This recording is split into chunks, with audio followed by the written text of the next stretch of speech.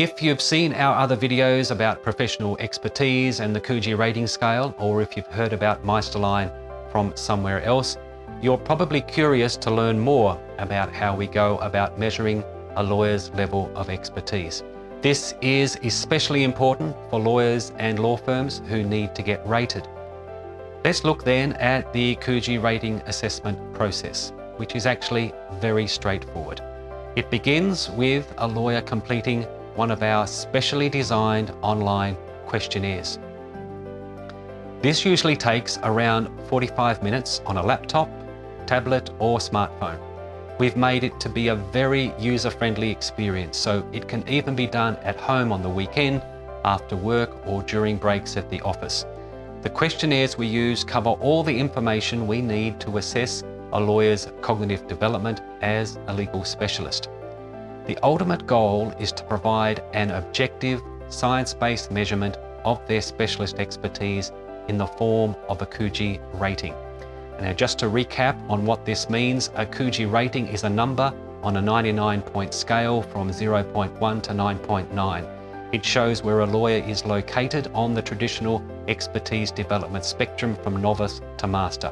Elsewhere, I've used the analogy of a hill and how climbing up the hill equates with gaining expertise, primarily by doing increasingly challenging work, which is when the hill gets steeper and an individual moves up through higher stages or milestones of expertise.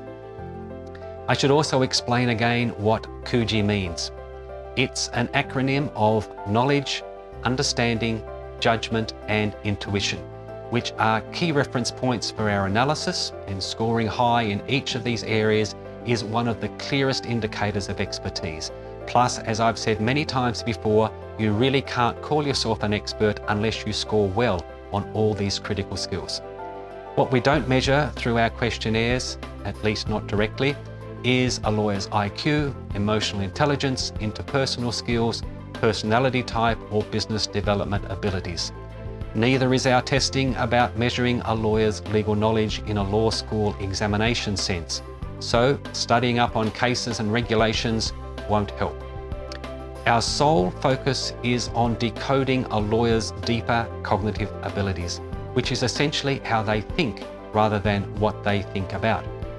We also only assess lawyers' expertise for the specific areas of law and legal practice in which they specialize, which means that they must spend at least 20% of their billable time working in that area.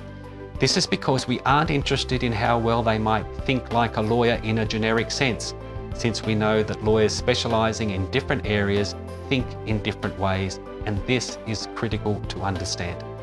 Each area of specialization has its own domain-specific knowledge, but more important for our purposes, lawyers practicing in different specializations think differently and express their expertise in different ways.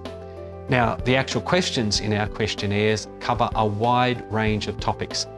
Some of them can appear random or arbitrary. Others can seem repetitive and even unnecessary. All of this is important for our analysis and for safeguarding the integrity of the assessment process. This is a very specific type of questionnaire that has taken years to perfect, and it's unique in both its design and content. So, once a lawyer has completed their specific questionnaire and we have their responses safely stored on our secure servers, we go through a process called expertise mapping, where we work out each individual lawyer's Kuji rating and discover which of the 6 Kuji bands they're in. This tells us a lot about how they think, the levels of responsibility, and the kinds of tasks they're capable of handling, what they can focus on to become better at what they do, and even their prospects for becoming masters in the future. Assuming, of course, they're not already masters, which we can very easily verify. Which brings up what our assessments mean in terms of the cognitive profiles of lawyers with different Kuji ratings.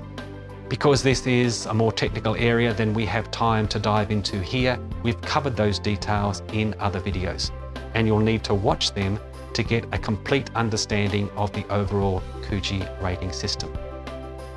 Lastly, it's important to note that lawyers need to get re-rated at least every 12 months for each of their areas of specialization. The reason for this is simple. Everyone's expertise changes over time, usually increasing.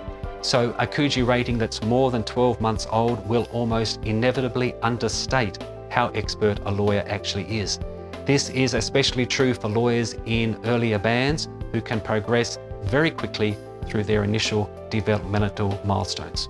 If you'd like to learn more, we've created a series of videos covering the origins, mechanics, and applications of Kuji ratings and our other professional expertise metrics.